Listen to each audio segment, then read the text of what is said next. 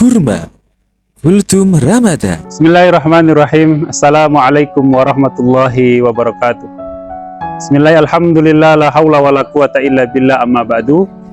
Kaum muslimin yang berbahagia, di sore hari ini menjelang buka puasa bersama, marilah kita mengingat kembali pesan-pesan yang Nabi sampaikan kepada kita, dan juga disebutkan juga dalam Al-Quran tentang pentingnya kita menjaga niat kita di dalam beramal.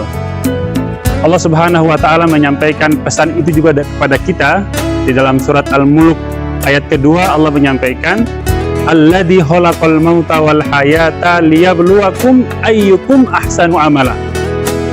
Dialah Allah yang menciptakan kematian dan juga kehidupan untuk Allah mengetahui siapa yang paling baik amal solehnya. Amal soleh yang di sini disebutkan dalam tafsir Ibnu Katsir bahwasanya amalan yang baik dan juga benar. Artinya bahwa yang kita kerjakan itu dua syaratnya terpenuhi. Ya, suatu amalan itu kalau kita kerjakan diterima itu berarti syarat pertama bahwasanya yang kita kerjakan itu sesuai dengan tuntunan dari Allah Subhanahu wa Ta'ala dan juga Rasulnya. Yang kedua adalah niatnya lurus karena Allah Subhanahu wa Ta'ala.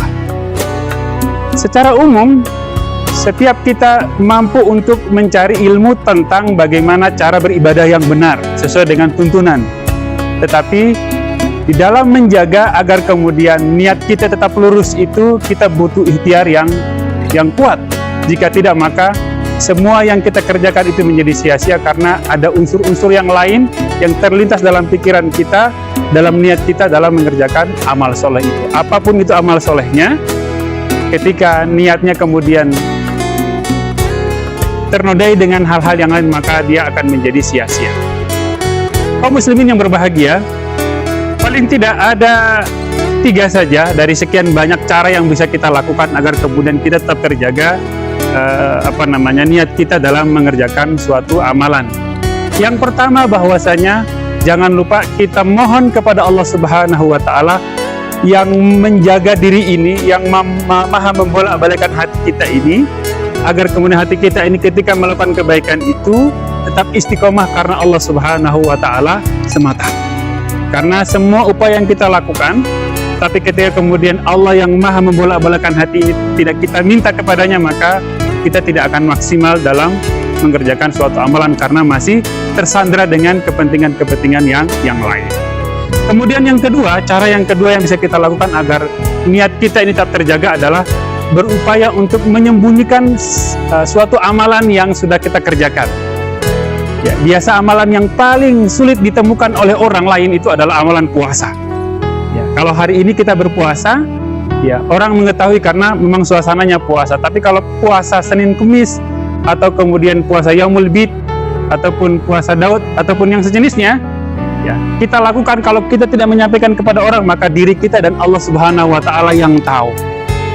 Nah, dalam pesan Nabi juga yang disampaikan kepada kita, ada 7 golongan yang kemudian dia itu nanti akan mendapatkan naungan di hari kiamat, di mana pada waktu itu tidak ada naungan kecuali naungan dari Allah Subhanahu wa Ta'ala. Di antaranya adalah seseorang yang kemudian dia bersedekah, ya, kemudian dia itu menyembunyikan sedekahnya sampai kemudian tangan kirinya itu tidak bisa mengetahui sedekah yang dia keluarkan. Artinya ada amalan-amalan tertentu yang kemudian dikerjakan tapi kemudian dijaga betul, disembunyikan.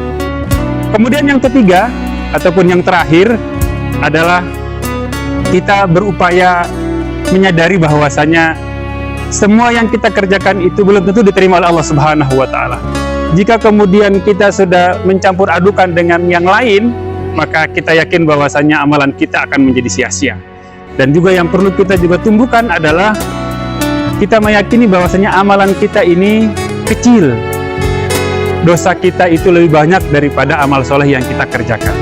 Nah, ini paling tidak 3 cara ini bisa kita terapkan dalam kehidupan kita sehari-hari.